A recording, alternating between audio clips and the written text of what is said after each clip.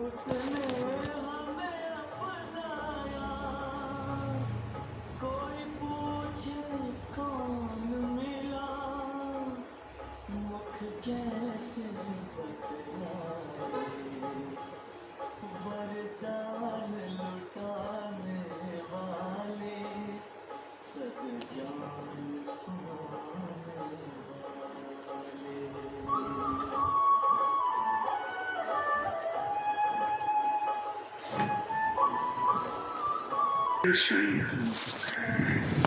ओम शांति। ओम शांति। आज प्यारे बाबा के 14 तारीख के महावाक्य हैं। आज बाबा की बहुत गहरी मुरली है। बाबा ने हम बच्चों को, क्योंकि साकार बाबा की जो मुरली होती है वो बाप के रूप से चलाई हुई होती है, परंतु बाप और टीचर दोनों का आज कंबाइंड रूप दिखाई दे रहा है। जो अव्यक्त मुरलियाँ हैं वो टीचर के रूप की है, जिसमें बाबा ने क्लियर बताया है ये करना है, ये नहीं करना। गहराई से हम बच्चों को समझाने दी है। ऐसे ही आज भी बाबा ने बहुत गहराई से अपनी अवस्था को हमें देखना है और सूक्ष्म सेवा क्या है उस पर आज बाबा ने अटेंशन दिलाया है। बाबा बोले, मीठे बच्चे अंतर्मुखी बन ज्ञान रूप अवस्था में रहकर इन महावाक्यों को धारण करो, तब अपना व अन्य आत्माओं का कल्याण कर सकेंगे। अपने मन व दिल रूपी मंदिर को ईश्वरीय गुणों रूपी मूर्तियों से सजाओ और पवित्र संकल्पों की खुशबू फैलाओ। मीठे बच्चे अंतर्मुखी बन ज्ञान रूप अवस्था में रहकर इन महावाक्यों को धारण करो, तब अपना व अन्य आत्माओं का कल्याण कर सकेंगे। अपने मन व दिल रूपी मंदिर को ईश्वरीय गुणों रूपी मूर्तियों से सजाओ और पवित्र संकल्पों की खुशबू फैलाओ। प्रश्न है, सर्वोत्तम सच्ची सर्विस कौन सी है? यथार्थ सर्विस का सूक्ष्म और महीन राज क्या है? बाबा बोले, जब किसी से कोई भूल होती है तो उसे सावधान करने के साथ सूक्ष्म रीति से अपनी योग शक्ति उन तक पहुंचाकर उनके अशुद्ध संकल्पों को भस्म करना, यही सर्वोत्तम सच्ची सर्विस है ना। समझो किसी से भूल हुई, कोई गलती हुई, तो बाहर से तो उसको शिक्षा सावधानी दे रहे हैं, पर अंदर से भी अच्छे पावरफुल वाइब्रेशन दे, ताकि वो आत्मा उस गलती से मुक्त हो जाए, माना अपने आप को चेंज कर सके, व्यर्थ संकल्पों से मुक्त हो जाए। साथ साथ अपने ऊपर भी अटेंशन देना। मनसा में भी कोई अशुद्ध संकल्प उत्पन्न ना हो, इसमें खुद भी सावधान रहना और दूसरों के प्रति ऐसी दिव्य सर्विस करना, यही सर्विस का सूक्ष्म और महीन राज है। बाबा ने कहा अपने ऊपर भी अटेंशन देना और उस सब आत्माओं को ऐसे पावरफुल वाइब्रेशन देना। ये क्या है? सूक्ष्म सर्विस है, महीन सर्विस है। ओम शांति। हर एक पुरुषार्थी बच्चे को पहले अंतर्मुख अवस्था अवश्य धारण करनी है। अंतर्मुखता में बड़ा ही कल्याण समाया हुआ है। इस अवस्था से ही अचल, स्थिर, धैर्यवत, निर्माण चित्त इत्यादि दैवी गुणों की धारणा हो सकती है। अंतर्मुखी होकर रहने से ही अचल अडोल स्थिति भी बनती है, स्थिरता भी आती है और धैर्यवत भी हो जाते हैं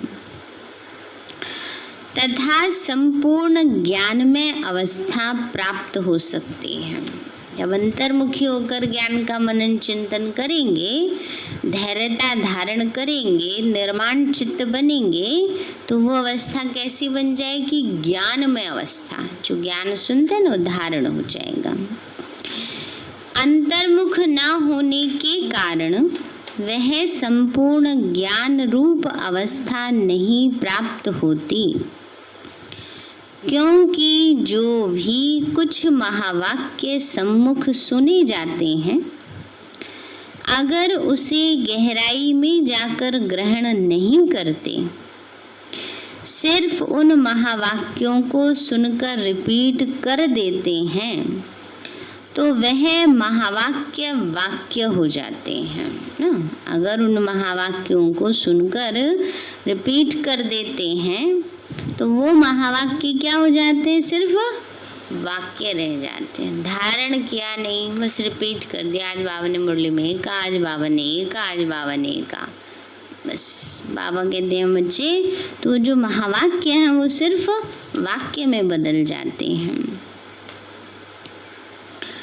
जो ज्ञान रूप अवस्था में रहकर महावाक्य नहीं सुने जाते, उन महावाक्यों पर माया का परछाया पड़ जाता है।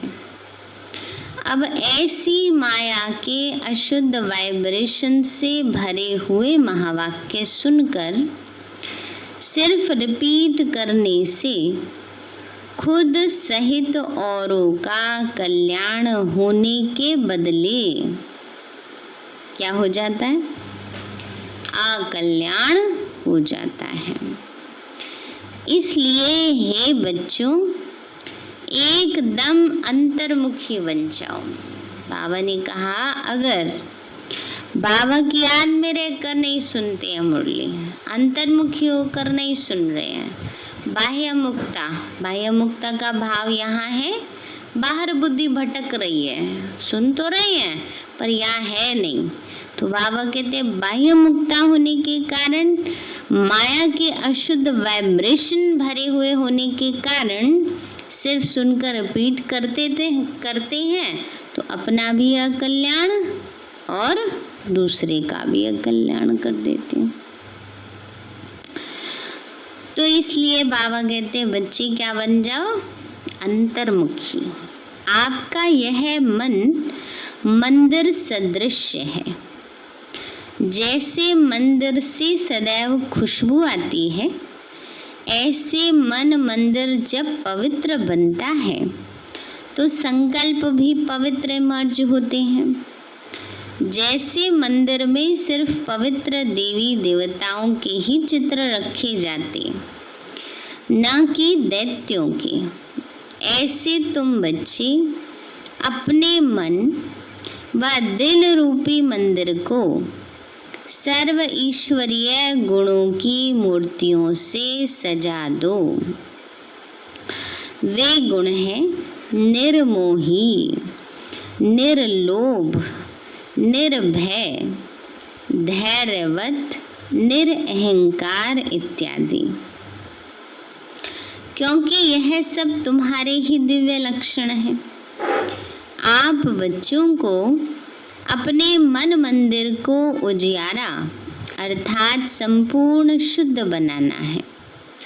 जब मन मंदिर उजियारा बने, तब ही अपने उजियारे प्यारे बैकुंठ देश में चल सके।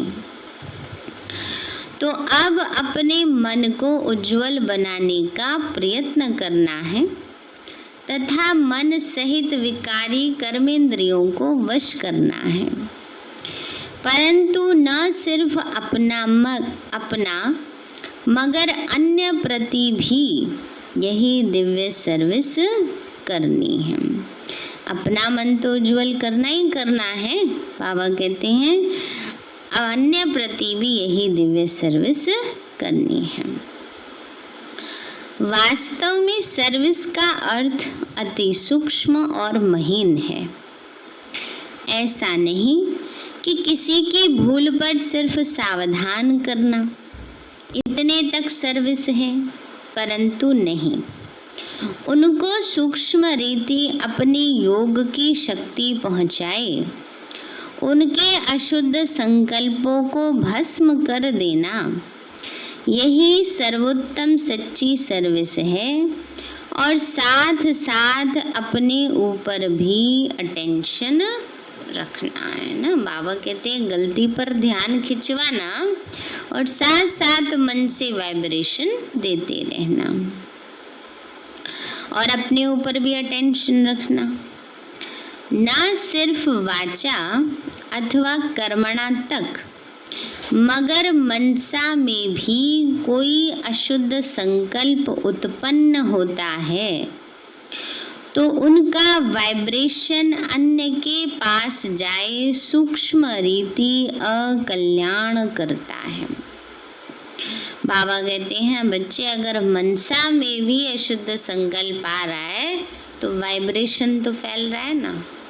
अब एक को वासी आ रही है तो क्या होता है वाइब्रेशन फैलता है ना।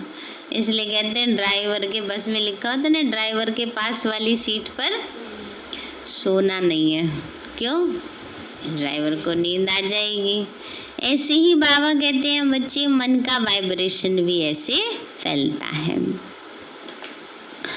तो बाबा कहते हैं बच्चे, जिसका बोझ खुद पर ही आता है, बाबा एक अगर संकल्प खराब चलाएंगे उससे अपना कल्याण, दूसरे का कल्याण, तो दूसरे का कल्याण करने के निमित्त बने, इसलिए क्या हुआ, उस पर बोझ आ जाता है और वही बोझ बंधन बन जाता है ना। इसलिए उनकी चारों तरफ का वाइब्रेशन भी कैसा हो जाता है।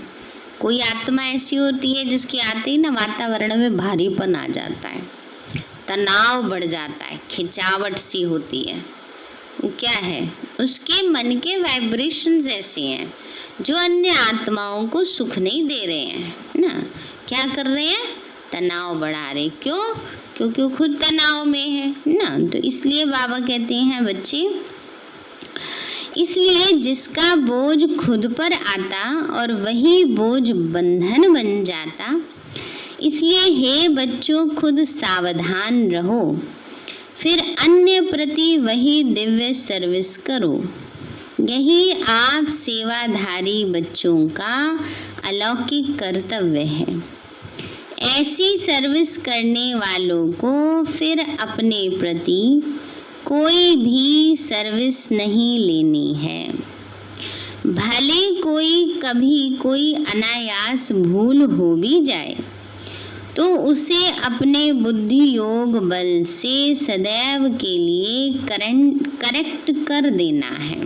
बाबा कहते हैं अगर कोई भूल हो भी जाए तो उसको बुद्धि योग बल से आगे के लिए करेक्ट कर दो ना। समझो वाइब्रेशन देने की जो सेवा कर रही है आत्मा, पावरफुल आत्मा है, तो अपनी चेकिंग करती है तो अपनी भूल को आगे के लिए करेक्ट कर लेते हैं। इसलिए कहते ना कई बार भी इससे मैंने पाठ पढ़ लिया। तो ऐसे ही बाबा कहते ऐसा तीव्र पुरुषार्थी थोड़ा भी इशारा मिलने से शीघ्र महसूस करके परिवर्तन कर लेता है और आगे के लिए अच्छी रीति अटेंशन रख चलता है। यही विशाल बुद्धि बच्चों का कर्तव्य है। हे मेरे प्राणों, परमात्मा द्वारा रचे हुए इस अविनाशी राजस्व ज्ञान यज्ञ प्रति तन मन धन को संपूर्ण रीति से स्वाहा करने का राज बहुत महीन है। बाबा कह रहे हे मेरे प्राणों, अपने को संपूर्ण रीति से स्वाहा करना, इसका भी राज बड़ा महीन है।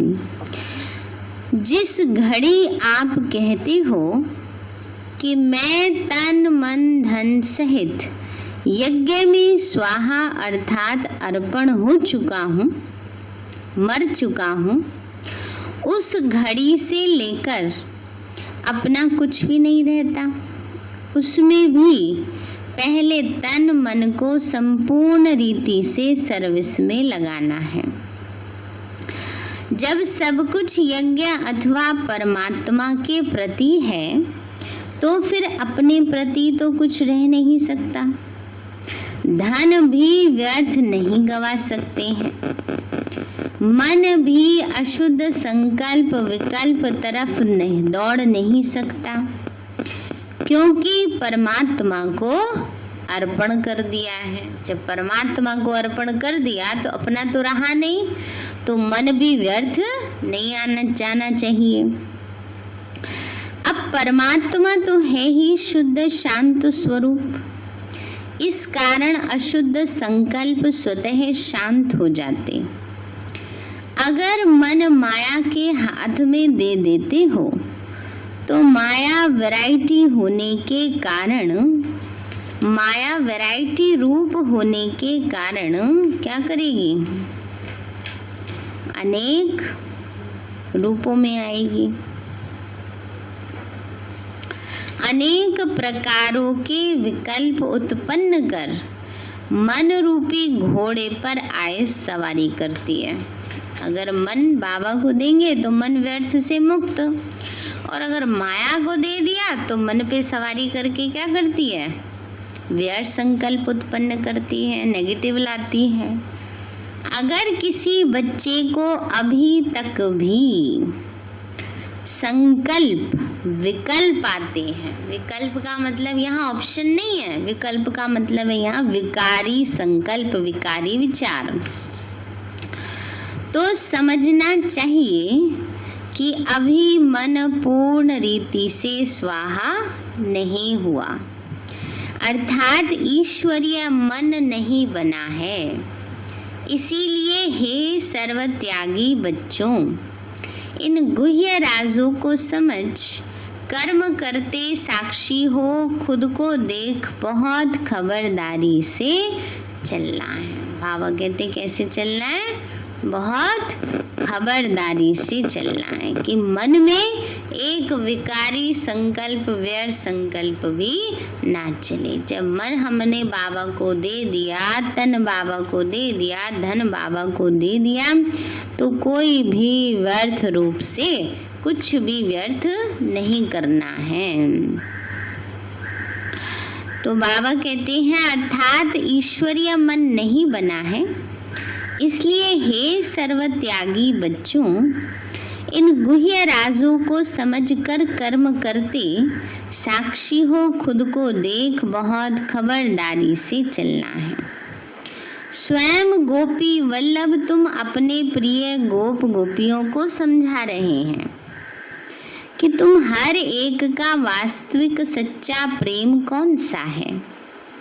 हे प्राणों, तुम्हें एक दो की प्रेम भरी सावधानी को स्वीकार करना है, क्योंकि जितना प्रिय फूल उतना ही श्रेष्ठ परवरिश।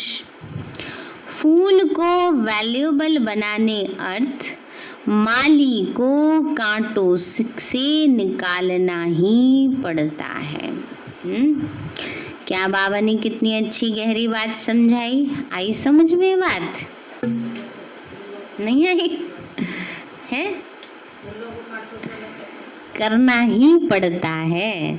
फूलों को तो शुरू से कांटों के साथ चलते आ रहे हैं, तो बड़ा लगाव हो जाता है कांटों से भी। लेकिन कांटों का भाव है कि कमी कमजोरी, अपनी ही कमी कमजोरी से लगाव है कि हमें इस बात के लिए क्यों टोका गया, क्यों कहा गया, है ना। ये कमियां काटे ही तो है ना।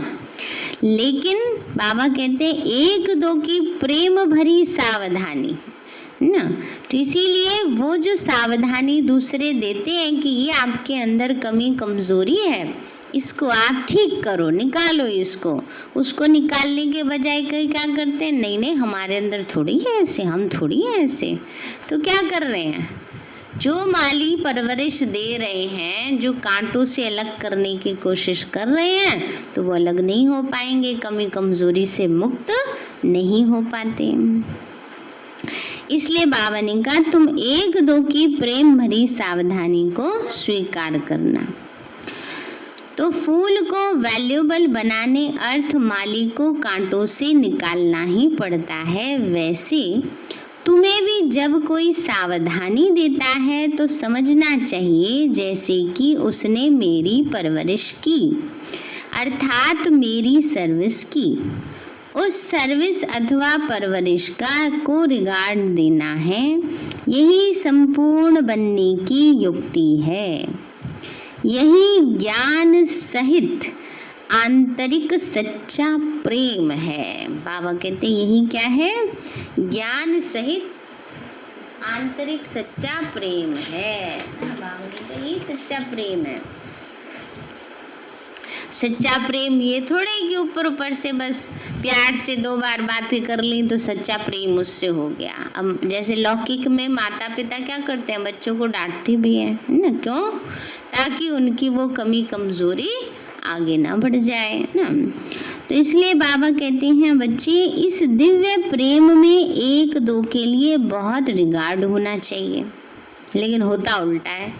जिसकी जो कमी बता दे उसे कहेंगे उससे तो नफरत आने लगती है ना। तो इसलिए बाबा कहते हैं ये क्या है? यही सच्चा प्रेम है। तो बाबा कहते हैं बच्चे उस सर्विस अथवा परवरिश को क्या करना है? बहुत रिगार्ड देना है। इस दिव्य प्रेम में एक दो के लिए बहुत रिगार्ड होना चाहिए। हर एक बात में पहले खुद को ही सावधान करना है। यही निर्माण चित्त अति मधुर अवस्था है। ऐसे प्रेम पूर्वक चलने से तुम्हें जैसे यहाँ ही वे सत्युग के सुहावने दिन आंतरिक महसूस होंगे। फिर बाबा कहते हैं ऐसे प्रेम पूर्वक चलने से, अब शुरू में क्या हुआ, हमारी दादियों का अब तक भी इतना स्नेही क्यों है? एक ने कहा दूसरे ने माना, ये नहीं इसने मेरी कमी देखी है, इसने मेरे साथ ऐसा किया है वैसा किया है ना, उसके प्रति मन में नफरत आ जाए, नहीं, जैसे कहा वैसे मान लिया सहज ना।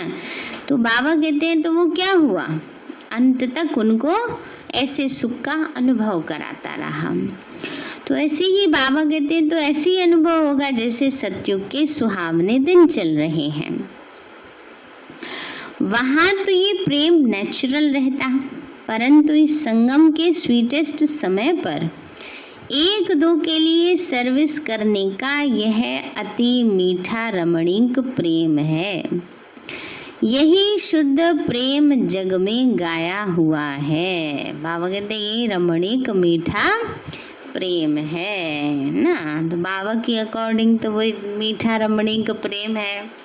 और कोई किसी की कमी बताते रहे तो क्या होगा? क्या होता है? कमियां नोट कराएं अगर किसी की, तो क्या आ जाती है उसके प्रति मन में? बुरी भावना आने लगती है। तो बाबा कहते हैं बच्चे तुम हर एक चैतन्य फूलों को हरदम हर्षित मुख होकर रहना है, क्योंकि निश्चय बुद्धि होने के कारण तुम्हारी नस नस में संपूर्ण ईश्वरीय ताकत समाई हुई है। ऐसी आकर्षण शक्ति अपना दिव्य चमत्कार अवश्य निकालती है। जैसे छोटे निर्दोष बच्चे शुद्ध पवित्र होने के कारण सदैव हंसते रहते हैं और अपने रमणीक चरित्र से सबको बहुत खींचते हैं, वैसे तुम हर एक की ऐसी ईश्वरीय रमणीक जीवन होनी चाहिए।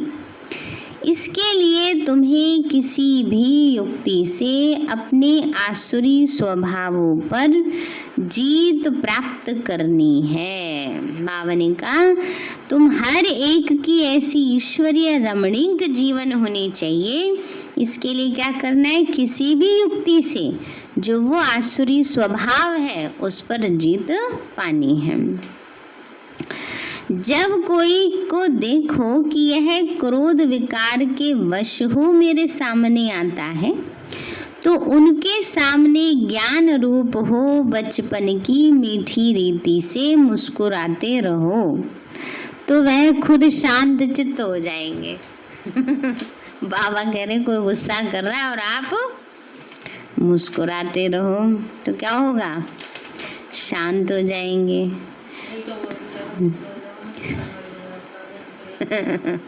सही बात है, कई बार ऐसी स्थिति भी आ जाती है, तो इसीलिए मुस्कुराओ नहीं तो शांत हो जाओ, है ना। तो विस्मृति स्वरूप से स्मृति में आ जाएंगे।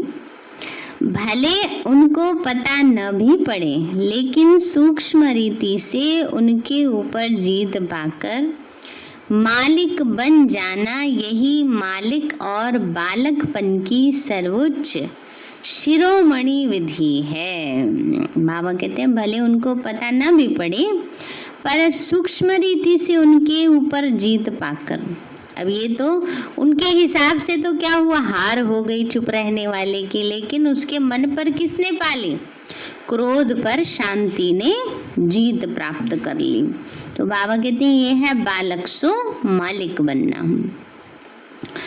तो ईश्वर जैसे संपूर्ण ज्ञान रूप है, वैसे फिर संपूर्ण प्रेम रूप भी है।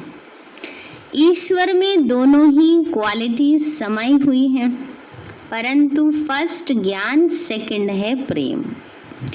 अगर कोई पहले ज्ञान रूप बनने के बगैर सिर्फ प्रेम रूप बन जाता है, तो वह प्रेम अशुद्ध खाते में ले जाता है। बाबा ने हमें ज्ञान दिया, ज्ञान पर निश्चय नहीं हुआ। बाबा का प्यार है ना, बाबा के प्यार के कारण आ जाते हैं, बहनों के प्यार के कारण आ जाते हैं, तो क्या होगा? कभी प्यार नहीं मिला तो क्या करेंगे? छोड़ देंगे, है ना। अगर ज्ञान नहीं होगा तो, अगर बाबा के ज्ञान पर, बाबा पर पूरा निश्चय होगा, तो प्यार मिले ना मिले तो भी पक्के रहेंगे, निश्चय बुद्धि रहेंगे ना। तो इसलिए पहले क्या है? ज्ञान का फाउंडेशन मजबूत होना चाहिए, फिर है प्यार का। तो बाबा कहते हैं बच्चे, अगर कोई पहले ज्ञान रूप बनने बगैर सिर्फ प्रेम रूप बन जाते हैं ना, सिर्फ प्यार प्यार में रहते हैं, तो ज्ञान बुद्धि में बैठा नहीं, सिर्फ प्यार प्यार से चल रहे हैं कि स्वयं भगवान हमें पढ़ा रहा है, इतना ऊंचा हमें विश्व का मालिक बना रहा है, पद दे रहा है, ये नहीं देखा, सिर्फ ऊपर ऊपर का थोड़ी देर का प्यार देख लिया, आज प्यार है कल नहीं है ना, तो उसके प्रभाव में आ जाते हैं। तो क्या करते हैं फिर? बाबा ने कह दिया वो अशुद्ध खाते में चला जाता है। इसलिए प्रेम को मर्ज करके फिर क्या करना है? प्रेम को मर्ज करो। पहले ज्ञान रूप बन भिन्न भिन्न रूपों से आई हुई माया पर जीत पाकर पीछे प्रेम रूप बनना है, फिर ज्ञान के आधार से चलना है। प्रेम रूप मर्ज कर देना है, ज्ञान फुल होगा, फिर उसमें प्रेम डालेंगे, तब क्या होगा? फिर ठीक से चलेगा। तो बाबा ने कहा पहला गुण क्या है? ज्ञान है आत्मा का। तो फिर माया पर जीत पाकर पीछे प्रेम रूप बनना है। अगर ज्ञान बिगर प्रेम में आए तो कहाँ भी विचलित हो जाएंगे। बाबा ने कहा अगर ज्ञान के बगैर सिर्फ प्रेम रूप में आ गए तो क्या हो जाएंगे? विचलित हो जाएंगे। जरा कुछ बात होगी, परिस्थिति आएगी, थोड़ा सा क्रोध वाला रूप आएगा तो क्या होगा? फिर वो आत्मा विचलित हो जाएगी, डगमग हो जाएगी, चल नहीं पाएगी। इसलिए जैसे बाबा कहते हैं, जैसे अगर कोई ज्ञान रूप बनने के बगैर ध्यान में जाते हैं तो कई बार माया में फंस जाते हैं। ज्ञान है नहीं, बस बाबा दिख गया, साक्षात्कार हो गया, है ना, बस श्री कृष्ण दिख गए, विष्णु जी दिख गए, बस ना, तो क्या होता है, थोड़े दिन साक्षात्कार की खुशी रहती है, ज्ञान है नहीं कि भगवान ने साक्षात्कार क्यों कराया, ऐसा बना रहे हैं वो हमें इसलिए कराया। ज्ञान पर निश्चय हुआ नहीं कि हम आत्मा परमात्मा की संतान है, हमें बाबा ऐसा जीवन बना रहा है, हमें ज्ञान जीवन में धारण करना है। तो बाबा ने कहा फिर क्या हो जाती है, माया आ जाती है, माया अपनी तरफ खींच लेती है। तो माया में फंस जाते हैं। सभी अटेंशन से सुनो, बाबा बहुत गहरी गहरी पॉइंट सुना रहे हैं। इसलिए बाबा कहते बच्चे, यह ध्यान भी एक सूत की जंजीर है, मोटी नहीं है। एक सूत कितना होता है सभी जानते हैं, है ना, बिल्कुल बारीक होता है, लेकिन पैर में उलझ जाए। रास्ते चलते हैं, पहले 15 अगस्त में पतंग उड़ाते हैं, उनका मांझा पड़ा रहता है, एक सूत ही तो होता है ना, गिर गए, है ना। तो इसलिए कितना, एक सूत की जंजीर ने भी क्या कर दिया, गिरा दिया। एक सूत की जंजीर भी गला काट देती है। इसलिए बाबा कहते हैं बच्चे क्या है, ध्यान भी जैसे मनासिब साक्षात्कार होना, ये जैसे एक सूत की जंजीर है, परंतु ज्ञान रूप बन पीछे ध्यान में जाने से अति मौज का अनुभव होता है। तो पहले ज्ञान है, पीछे ध्यान है। ध्यान माना यहाँ भाव है साक्षात्कार से। ध्यान निष्ठ अवस्था से ज्ञान निष्ठ अवस्था श्रेष्ठ है। ज्ञानी बनकर के अनुभव करना, उससे साक्षात्कार से वो ज्यादा श्रेष्ठ है। इसलिए हे बच्चों, पहले ज्ञान रूप बन फिर प्रेम इमर्ज करना है। ज्ञान बिगड़ सिर्फ प्रेम इस पुरुषार्थी जीवन में विघ्न डालता है। साक्षीपन की अवस्था अति मीठी, रमणीक और सुंदर है। इस अवस्था पर ही आगे की जीवन का सारा मदार है। जैसे कोई के पास कोई शारीरिक भोगना आती है, बाबा ने बहुत अच्छी पॉइंट ये समझाई है, सभी सुनो समझो इसको अच्छे से। जैसे कोई के पास शारीरिक भोगना आती है, बीमारी आती है, उस समय अगर वह साक्षी सुखमय अवस्था में उपस्थित हो, उसे भोगता है, तो पास्ट कर्मों का भोग चुकतो भी करता है और साथ साथ फ्यूचर के लिए सुख का हिसाब भी बनाता है। कितनी अच्छी बात बाबा ने समझा दी। समझो बीमारी आई, पड़े हैं बेड पे, हाय मुझे तो कोई देखने ही ना आया, हाय ये हो रहा है, हाय हाय कर रहे हैं, चिल्ला रहे हैं, नेगेटिव सोच रहे हैं, बाबा कैसी बीमारी हो गई, कब ठीक होगी। इसके बजाय अगर ये सोचे योग युक्त होकर, बीमारी का भी थैंक्स, बाबा कितनी याद आ रही है, मेरे तो हिसाब किताब चुकतो हो रहे हैं ना, वाह वाह वाह वाह वाह मीठे बाबा वाह। तो क्या हो रहा है, सुखमय स्थिति में होकर बीमारी को पार कर रहे हैं, तो पिछला जो हिसाब किताब है वो भी चुकतो हो रहा है और आगे के लिए भी पुण्य का बनता जा रहा है ना। तो इसलिए बाबा ने कहा बच्चे, तो सुख का हिसाब भी बनाता है। इसलिए कोई भी बीमारी आती है, उसमें हाय हाय करने के बजाय, दुखी होने के बजाय, नेगेटिव सोचने के बजाय क्या सोचो, अच्छा हिसाब किताब चुकता हो रहा है। और कौन ऐसा है जिसके साथ हिसाब किताब नहीं है आज के समय में? कोई ऐसा मिल जाएगा जो कह दे मेरे को कोई बीमारी नहीं है? कोई भी ऐसा नहीं, कुछ ना कुछ ऊपर नीचे सबके साथ थोड़ा बहुत चलता ही रहता है। इसलिए तो यह साक्षीपन की सुखमय अवस्था पास्ट और फ्यूचर दोनों से कनेक्शन रखती है। तो इस राज को समझने से कोई भी ऐसे नहीं कहेगा कि मेरा यह सुहावना समय सिर्फ चुकतू करने में चला गया। अगर बीमारी के समय योग युक्त अवस्था है, ज्ञान युक्त बुद्धि है ना, हिसाब किताब चुकत हो रहा है, कोई बात नहीं ना। जैसे दादी जी कहते थे, गुलजार दादी जी, मुझे दोबारा जन्म नहीं लेना, अच्छा हिसाब किताब चुकत हो रहा है ना। इस अवस्था से हिसाब किताब चुकत कर रहे थे, ये नहीं हाय इतना दर्द है, हाय क्या करूं, नहीं। तो इसलिए यही सुहावना पुरुषार्थ का समय, जिस समय दोनों कार्य संपूर्ण रीति सिद्ध होते हैं, ऐसे दोनों कार्य को सिद्ध करने वाला तीव्र पुरुषार्थी ही अतीन्द्रिय सुख व आनंद के अनुभव में रहता है। इस वैरायटी विराट ड्रामा की हर एक बात में तुम बच्चों को संपूर्ण निश्चय होना चाहिए, क्योंकि यह बना बनाया ड्रामा बिल्कुल वफादार है। सुना सभी ने, बाबा ने कहा ये बना बनाया ड्रामा क्या है, वफादार है, किसी के साथ बेवफाई नहीं करता, गड़बड़ नहीं करता किसी के अकाउंट में। देखो यह ड्रामा हर एक जीव प्राणी से उनका पार्ट पूर्ण रीति से भजवाता है। भले कोई रॉन्ग है तो वह रॉन्ग पार्ट भी पूर्ण रीति से बजाता है, यह भी ड्रामा में नूंद है।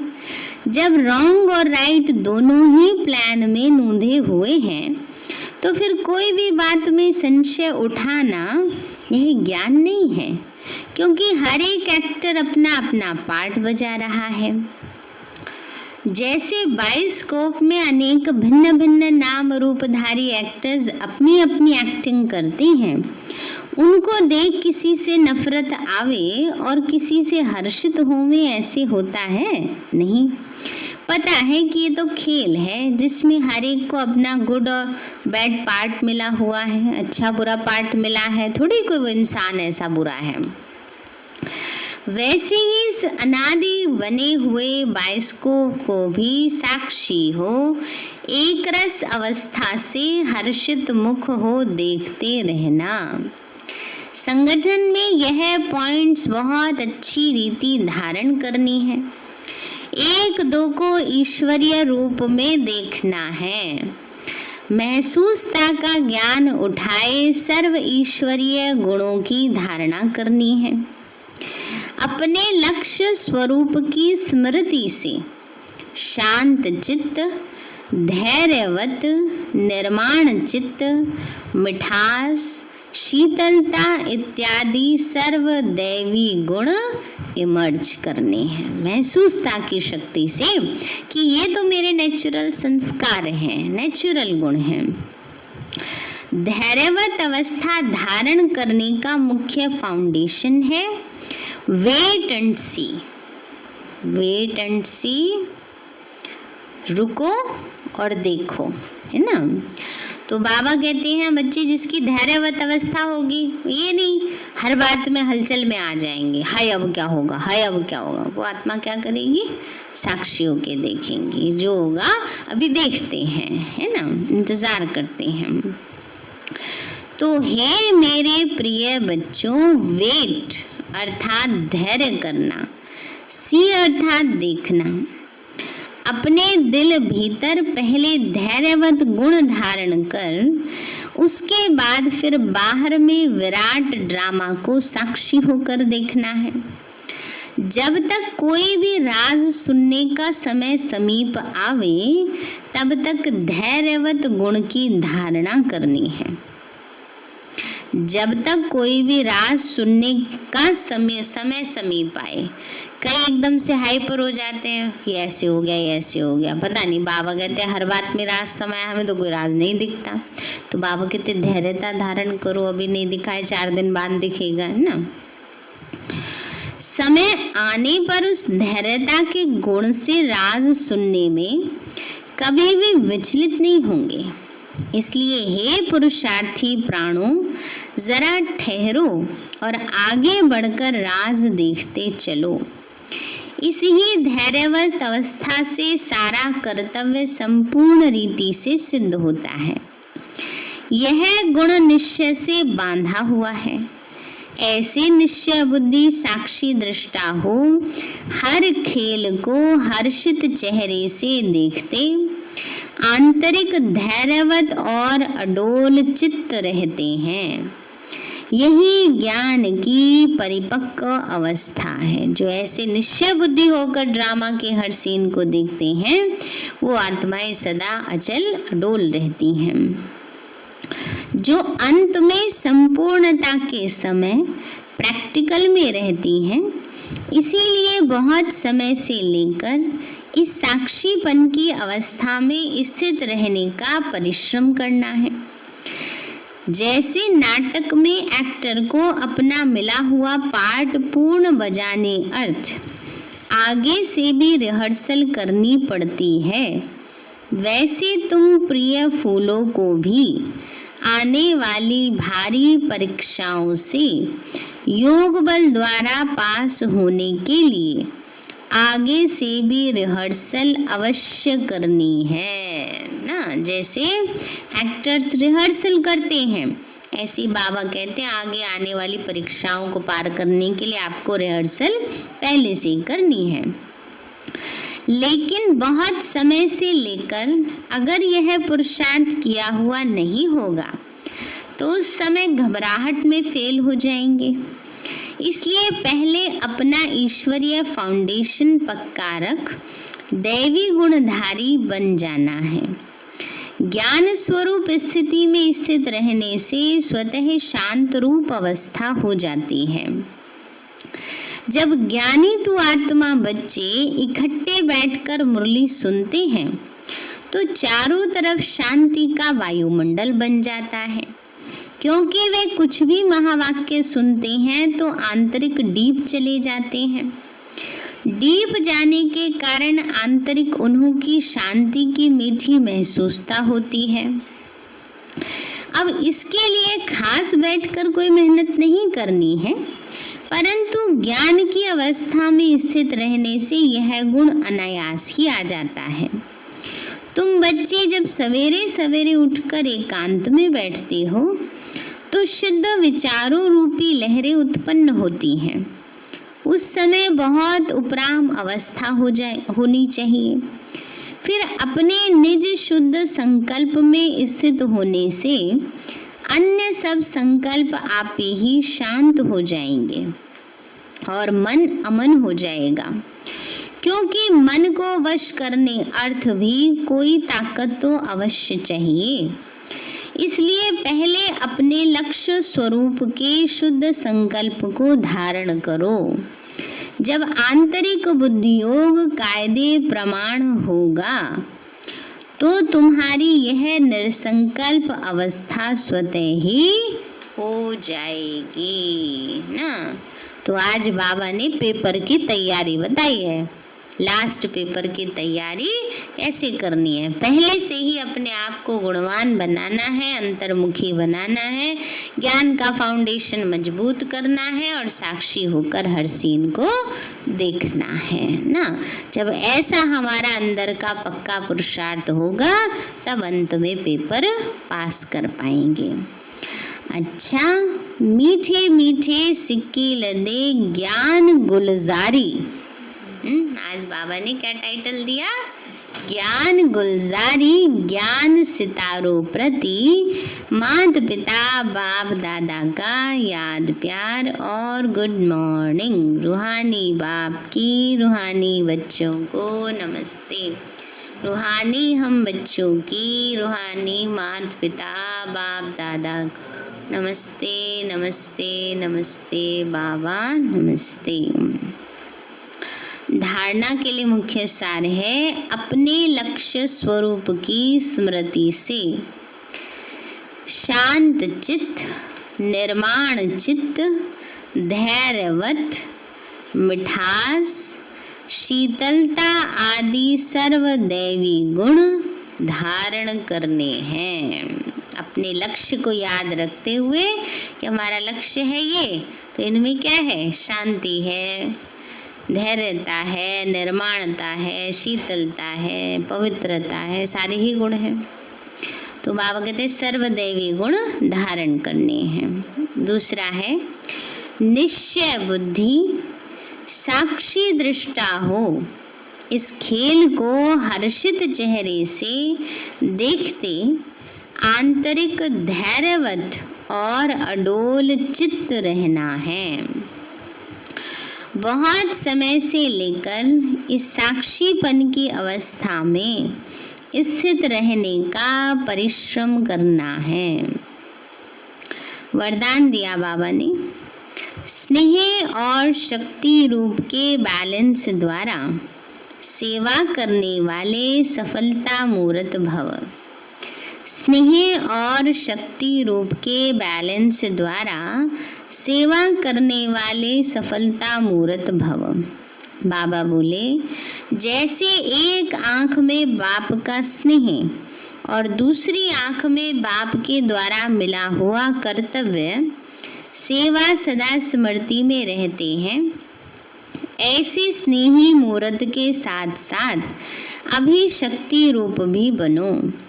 स्नेह के साथ साथ शब्दों में ऐसा जौहर हो जो किसी का भी हृदय विदीर्ण कर दे। बाबा कहते हैं ऐसे नहीं कि ऐसे कड़वे शब्द बोलो कि हृदय चीर दे। विदीर्ण करना माना हृदय में तीर लग जाना, चीर देना। लेकिन यहाँ है ज्ञान की बातों से, इसी ज्ञान की पॉइंट उनको टच हो। जैसे माँ बच्चों को कैसे भी शब्दों से शिक्षा देती है, तो माँ के स्नेह के कारण वह शब्द तेज व कड़वे महसूस नहीं होते। ऐसे ही ज्ञान की जो भी सत्य बातें हैं उन्हें स्पष्ट शब्दों में दो, लेकिन शब्दों में स्नेह समाया हुआ हो तो सफलता मूर्त बन जाएंगे। अब किसी के कहने से हम ये थोड़ा ही मान लेंगे कि परमात्मा सर्वव्यापी है। किसी के कहने से ये थोड़ा ही मान लेंगे कि गीता का भगवान श्री कृष्ण है। तो अपनी बात तो हमें उन्हें बतानी ही है, लेकिन बाबा कहते हैं स्नेह के रूप से बतानी है तो उस सत्य को भी धारण कर सकेंगे। स्लोगन है, सर्वशक्तिवान बाप को साथी बना लो तो पश्चाताप से छूट जाएंगे। सर्वशक्तिवान बाप को साथी बना लो तो पश्चाताप से छूट जाएंगे। सारे हैं मीठे बच्चे अंतर्मुखी बन ज्ञान रूप अवस्था में रहकर इन महावाक्यों को धारण करो, तब अपना व अन्य आत्माओं का कल्याण कर सकेंगे। अपने मन व दिल रूपी मंदिर को ईश्वरीय गुणों रूपी मूर्तियों से सजाओ और पवित्र संकल्पों की खुशबू फैलाओ। प्रश्न है, सर्वोत्तम सच्ची सर्विस कौन सी है? यथार्थ सर्विस का सूक्ष्म और महीन राज क्या है? बाबा बोले, जब कोई भी भूल, कोई किसी से कोई भूल होती है तो उसे सावधान करने के साथ सूक्ष्म रीति से अपनी योग शक्ति उन तक पहुंचाकर उनके अशुद्ध संकल्पों को भस्म करना, यही सर्वोत्तम सच्ची सर्विस है। साथ साथ अपने ऊपर भी अटेंशन देना, मनसा में भी कोई अशुद्ध संकल्प उत्पन्न ना हो, इसमें खुद भी सावधान रहना है और दूसरों के प्रति ऐसी दिव्य सर्विस करना, यही सर्विस का सूक्ष्म और महीन राज है ना। जैसे कुम्हार मिट्टी का घड़ा बनाता है, ऊपर से तो उसको थपकी देता है ना, अंदर से सपोर्ट देता है ना, ऐसे ही बाबा कहते हैं ये सूक्ष्म सर्विस है। सबको वाइब्रेशन दो, क्योंकि आजकल कोई किसी को शिक्षा सावधानी दो तो कोई सुनना तो चाहते नहीं है ना, कहेंगे हमारे अंदर ही कमियां हैं सारी। इसीलिए बाबा हम बच्चों को ये कहते हैं कि आप उनको ऐसे वाइब्रेशन दो ताकि वो आत्मा उन कमियों से मुक्त हो जाए। अच्छा, ओम शांति। मीठे बाबा, आपने हमें सब कुछ दिया, आपका पदम गुणाभार शुक्रिया। प्यारे बाबा, आप हमें ज्ञान गुण शक्तियों वरदानों और सद्बुद्धि से भरपूर करते हो, आपका बार बार शुक्रिया। मीठे बाबा, आपने मुझ आत्मा को, इस सेवा स्थान को विश्व की सर्वात्माओं को निर्विघ्न बनाया, आपका बार बार शुक्रिया। प्रकृति के पांचों तत्वों का भी शुक्रिया। साइंस के साधनों का भी शुक्रिया। लौकिक अलौकिक परिवार का भी शुक्रिया। हे तन, तुम्हारा भी शुक्रिया। विश्व की सर्वात्माओं का और ब्रह्मांड की सारी शक्तियों का सब प्रकार का सहयोग देने के लिए शुक्रिया। मीठे बाबा, मुझ आत्मा ने जाने अनजाने में जिन भी आत्माओं को मनसा वाचा कर्मणा दुख दिया है, मैं उन सभी से क्षमा चाहती हूँ। मुझे क्षमादान दिलाओ।